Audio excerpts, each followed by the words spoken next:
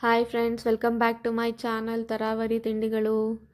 ಹಾಗೆ ನಂದು winter craving ಸೀರೀಸ್ನ 3ನೇ ವಿಡಿಯೋ ಇದು, ದೊಡ್ಡಪತ್ರೆ ಸೊಪ್ಪಿನ ಬಜ್ಜಿ. ಸೊ ನಿಮಗೆ ಗೊತ್ತಿರೋ ಹಾಗೆ ದೊಡ್ಡಪತ್ರೆ ಸೊಪ್ಪಲ್ಲಿ ತುಂಬಾ ಔಷಧಿ ಗುಣಗಳಿರುತ್ತೆ. ಸೊ ಎಲ್ಲರೂ ಅಷ್ಟಿಷ್ಟಪಟ್ಟು ತಿನ್ನೋದಿಲ್ಲ ದೊಡ್ಡಪತ್ರೆ ಸೊಪ್ಪು, ಯಾಕೆ ಅಂದರೆ ಅದರಲ್ಲಿ ಒಗ್ರಿರುತ್ತೆ ಅಂತ ಹೇಳಿ ತಿನ್ನೋದಿಲ್ಲ. ಅದಕ್ಕೆ ನಾನು ಈ ಥರ ಸ್ಪೆಷಲ್ಲಾಗಿ ಟ್ರೈ ಮಾಡಿದ್ದೀನಿ.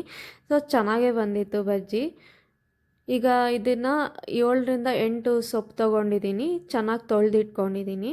ಈಗ ಇದಕ್ಕೆ ಒಂದು 3 ಟೇಬಲ್ ಸ್ಪೂನಷ್ಟು ಕಡಲೆ ಹಿಟ್ಟು ತೊಗೊಂಡಿದ್ದೀನಿ, ಮತ್ತು 1 ಟೇಬಲ್ ಸ್ಪೂನಷ್ಟು ಅಕ್ಕಿ ಹಿಟ್ಟು, ಮತ್ತು ಇದಕ್ಕೆ ಒಂದು 2 ಚಿಟಿಕೆ ಅಷ್ಟು ಓಂಕಾಳು, ನೀವು ಬೇಕಾದರೆ ಜೀರಿಗೆನೂ ಹಾಕ್ಕೋಬೋದು. ಅರಿಶಿನ ಒಂದು 2 ಚಿಟಿಕೆ ಅಷ್ಟು, ರುಚಿಗೆ ತಕ್ಕಷ್ಟು ಉಪ್ಪು,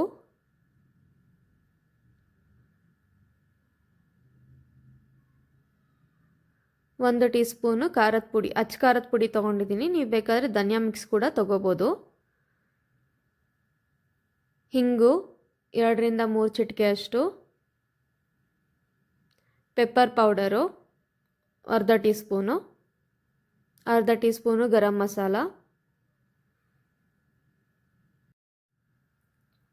1 ಚಿಟಿಕೆ ಸೋಡಾ ಪುಡಿ. ಈಗ ಇದನ್ನೆಲ್ಲ ಮಿಕ್ಸ್ ಮಾಡ್ಕೊಳ್ಳೋಣ.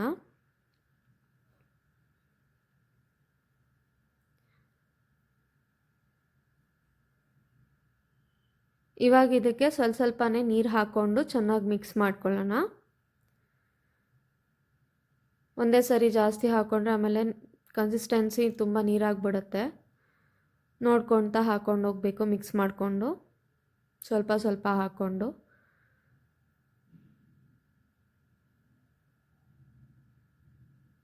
ಆ್ಯಕ್ಚುಲಿ ಮಕ್ಕಳಿಗೆ ತುಂಬಾ ಇಷ್ಟ ಆಗುತ್ತೆ ದೊಡ್ಡಪತ್ರೆ ಸೊಪ್ಪಿನ ಬಜ್ಜಿ, ಏಕೆಂದರೆ ಅವ್ರು ಏನೋ ಬಜ್ಜಿ ಅಂತ ತಿಂತಾರೆ, ಅವ್ರಿಗೆ ಅರ್ಥ ಆಗೋದಿಲ್ಲ.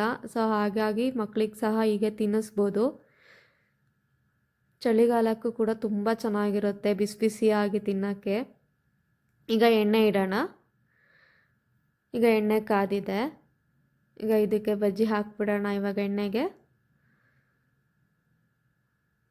ಸ್ವಲ್ಪ ತಿನ್ನಾಗೆ ಲೇಯರ್ ತೊಗೊಳ್ಳಿ, ಇಲ್ಲಾಂದರೆ ಬರೀ ಹಿಟ್ಟಿಟ್ಟಿರುತ್ತೆ ತುಂಬ ತಿಕ್ಕಾಗಿ ತೊಗೊಂಡ್ರೆ.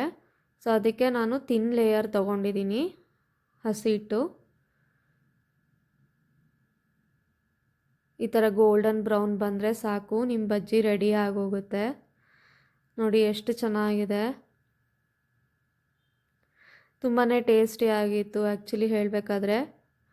ಸೊ ಈ ವಿಡಿಯೋ ನಿಮಗೆ ಇಷ್ಟ ಆದಲ್ಲಿ ಲೈಕ್ ಮಾಡಿ, ಶೇರ್ ಮಾಡಿ.